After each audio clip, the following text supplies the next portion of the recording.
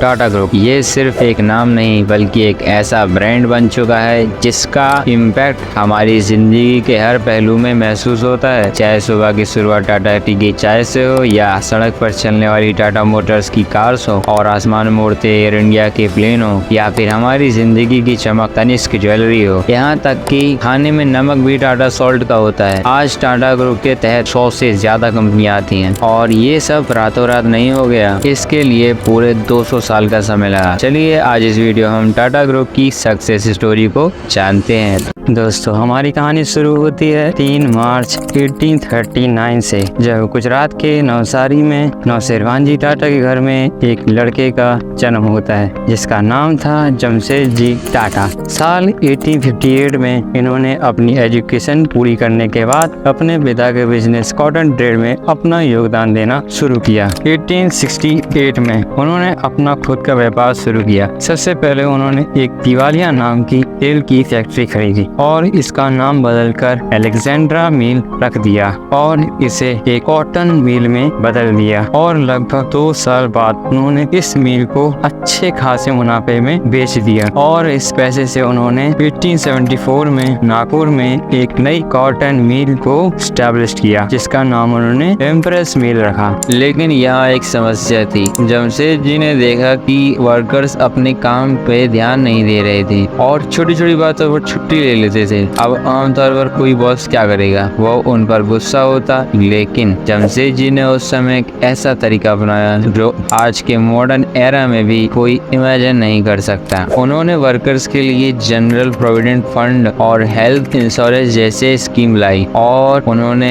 Sports day, family day भी रखे जिसमें वर्कर्स अपनी परिवार को लेके आते थे और उन्हें इनाम भी दिए जाते थे। इन सभी वजहों से वर्कर्स काफी ज्यादा मोटिवेटेड महसूस करने लगी और उन्होंने इस मिल को अपनी मिल की तरह काम करना शुरू कर दिया। दोस्तों जमशेद जी का एक सपना था, एक ऐसा होटल बनाना जो पूरे एशिया में ना हो और आखिरकार 1903 में ये सपना पूरा हुआ। ताजमहल होटल ये एशिया में पहला होटल था जिसमें इलेक्ट्रिसिटी और इंग्लिश बटलर थी। वैसे तो जमशेद जी के कई विजन थे, जैसे एक स्टील प्लांट और एक एजुकेशन इंस्टीट्यूट खोलना और एक हाइड्रो इलेक्ट्रिक पावर प्लांट बनाना, लेकिन अनफॉर्चुनेटली उनके ये सपने अधूरे रह गए। 19 मई 1904 में उनकी डेथ हो गई। अब उनके बेटे दोराब जी टाटा आए। उन्होंने अपने पिता के सपनों के अनुसार झारखंड के साक्षी में, जिसे आज हम जमशेदपुर कहते हैं, 1907 में एशिया की पहली Tata iron and steel company, जिसे आज हम टाटा स्टील के नाम से जानते हैं, स्टैब्लिश की। 1912 में यहाँ पहला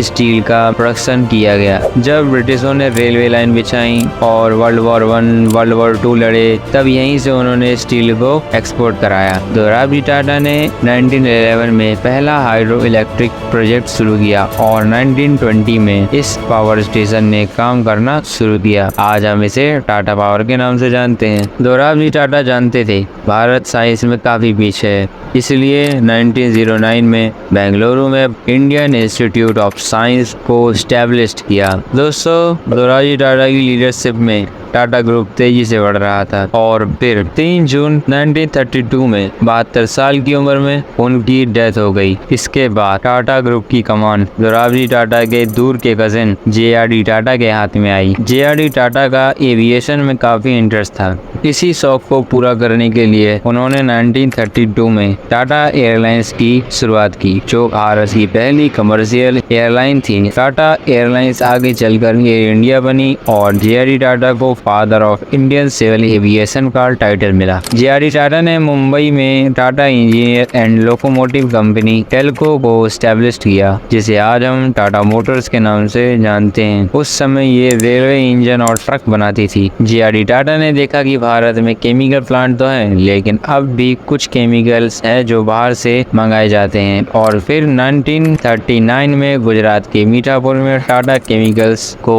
स्टैब्लिश किया। 1940 में यहाँ पहला प्रोडक्ट सोडियम कार्बोनेट का प्रोडक्शन शुरू हुआ। ये प्रोडक्ट कांच, साबुन, डिटर्जेंट में यूज होता है और नमक का भी प्रोडक्शन यहाँ होता है, जिसे आज हम टाटा सॉल्ट के नाम से जानते हैं। 1 अप्रैल 1968 में टाटा कंसल्टेंसी सर्विस TCS को स्टैब्लिश किया। इसी समय टाटा स्टील ने यूके में कोरस ग्रुप को एक्वायर कर लिया था। अब JRD टाटा की उम्र 82 साल हो गई थी और फिर एंट्री होती है सर रतन टाटा की। 1971 में इन्हें टाटा इंडस्ट्री का डायरेक्टर बनाया गया और फिर आखिरकार 1991 में इन्हें टाटा ग्रुप का चेयरमैन बनाया गया। JRD टाटा ने रिटायरमेंट ली। रतन टाटा एक मॉडर्न एरा के आदमी थे। उन्होंने सोचा कि हमारे यहाँ कार तो मैन्युफैक्चर होती हैं, लेकिन अब भी कार्स के कई पार्ट हैं जो हमें विदेश से मंगाने पड़ते हैं। बस इसी सोच को लेकर उन्होंने 1998 में टाटा इंडिका लॉन्च की, जो टाटा की पहली कार थी जिसकी फुल प्रोडक्शन इंडिया में हुई थी। अब टाटा ग्रुप ने विदेशी ब्रांड खरीदने शुरू किए, जैसे टाटा टी ने टेस्ला टी को एक्वायर कर लिया और टाटा मोटर्स ने जैगुआर और लैंड रोवर को खरीदा। इन सभी ब्रांड्स को खरीदने के बाद टाटा ग्रुप की ग्लोबल मार्केट में एंट्री हो गई और आज टाटा ग्रुप के प्रोडक्ट्स 150 से ज्यादा कंट्री में एक्सपोर्ट होते हैं। दोस्तों, आज टाटा ग्रुप में 100 से ज्यादा कंपनियां आती हैं। आज भले ही रतन टाटा हमारे बीच ना हो, उनकी कहानियां रहेंगी। अगर आपको टाटा ग्रुप की जीरो से हीरो की कहानी पसंद आई हो तो वीडियो को लाइक जरूर करें और अगर आपको ऐसे ही वीडियो देखना पसंद है तो हमारे चैनल को सब्सक्राइब करें। मैं मिलता हूँ अगले वीडियो में किसी नए टॉपिक के साथ। जय हिंद।